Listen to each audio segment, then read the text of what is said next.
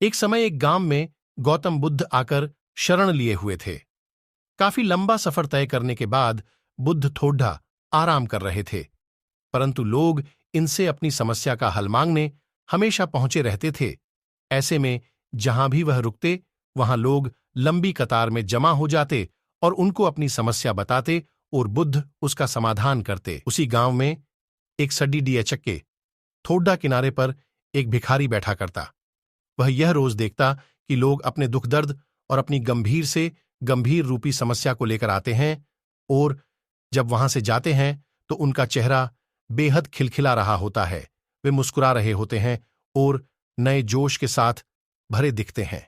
भिखारी के मन में यह विचार आया कि क्यों ना वह भी बुद्ध के पास जाए, उन्हें अपना हाल कह सुनाए, परंतु वह डरता था। इसके बाद एक दिन गहरे चिंतन के बाद वह भिखारी बुद्ध के पास गया।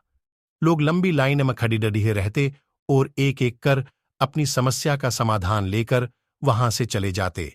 ऐसे में गौतम बुद्ध के चेहरे पर सदा मुस्कान रहती और वे हमेशा इसी तरह समस्या का हल बताते।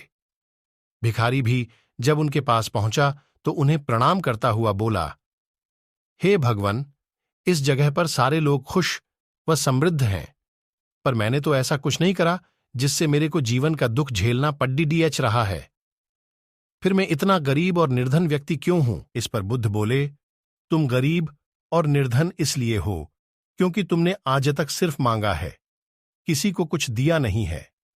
तो वहां खड़ी ढीले लोग सब हैरान रह गए और सबके मन में यह सवाल उठने लगा कि यह गरीब किसी को क्या दे सकता है। इस पर गरीब भिखारी ने बोला कि भगवान, मैं खुद भीख मांगकर गुजारा करता हूं, भला मैं किसी को क्या दे सकता हूं। भगवान बुद्ध थोड़ी देर चुप रहे, फिर चुप्पी तो डींचकर बोले कि तुम्हारे पास बहुत कुछ है देने को, ईश्वर ने तुम्हें बहुत कुछ दिया है बांटने के लिए, जिसमें सबसे पहले तुम्हारे ये 2 हाथ है जिनसे तुम लोगों की मदद या सेवा के लिए इस्तेमाल कर सकते हो। तुम्हारे पास मुस्कुराहट है जिसे देकर तुम दूसरों में नई ऊर्जा का संचार कर सकते हो।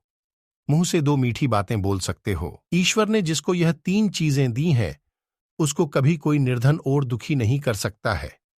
निर्धन होने का विचार तो सिर्फ हमारे मन में पनपता है। यह एक सिर्फ भ्रम है जिससे तुम्हें उभरना चाहिए और अपनी जिंदगी की नई शुरुआत करनी चाहिए।